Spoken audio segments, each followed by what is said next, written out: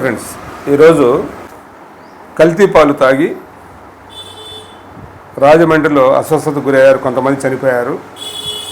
దీనికి మామూలుగా అయితే సానుభూతి తెలుపుతా ఉన్నా. సానుభూతి తెలపడం తప్ప ఎవరూ చేసేది ఏమీ లేదు.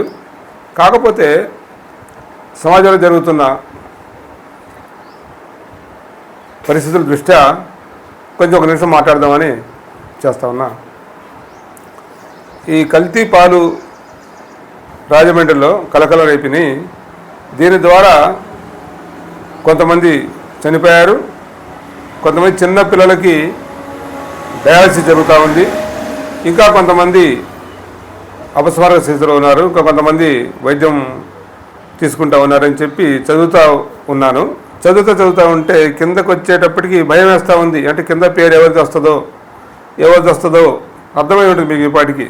అంటే ఆ న్యూస్ చదువుతూ ఉంటే మన వాట్సాప్ గ్రూప్లో ఈ కల్తీ పాలు కొంతమంది చనిపోవటం, కొంతమంది డయాలసిస్ చేయటం, కొంతమంది హాస్పిటల్ ఉండటం, దానికి కారకుడు ఎవరు అని చెప్పి చిన్న కింద పేరు చదువుతా, ఆ పేరు ఏ పేరు అని తెలిసిందాకా గుండె బరువు ఎక్కిందనమాట.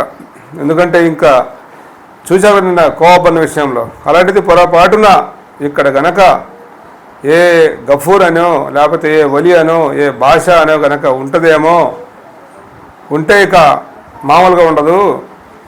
మనకి ఇక్కడ మన రాష్ట్రంలో 2 తెలుగు రాష్ట్రాల్లో హడావిడి అంతా ఇంత కాదు, నిన్నటిదాకా ఏమీ లేని దానికి అలా చేశారే అని చెప్పి భయం వేస్తా చదివితే గణేష్ అని వచ్చేసరికి హమ్మయ్యా అని ఊపిరి పీల్చుకున్నాం.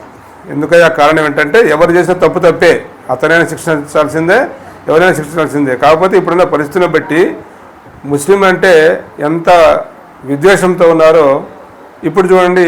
ఇప్పుడు ఎక్కడ నిన్నటిదాకా మురిగారు కదా, కొంతమంది మురిగారు కదా, ఇప్పుడు ఎక్కడ కనపట్లా ఇవాళ.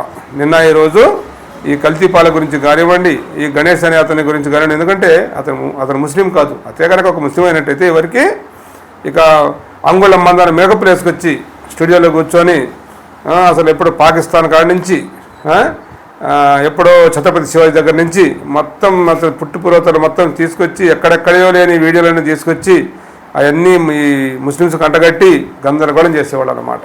అందుకోసం తప్పు ఎక్కడ జరిగినా తప్పే అని చెప్పడం నా ఉద్దేశం తప్ప అది అక్కడ జరిగిన వాళ్ళకి సానుభూతి తెలియజేస్తూ ఉన్నాం.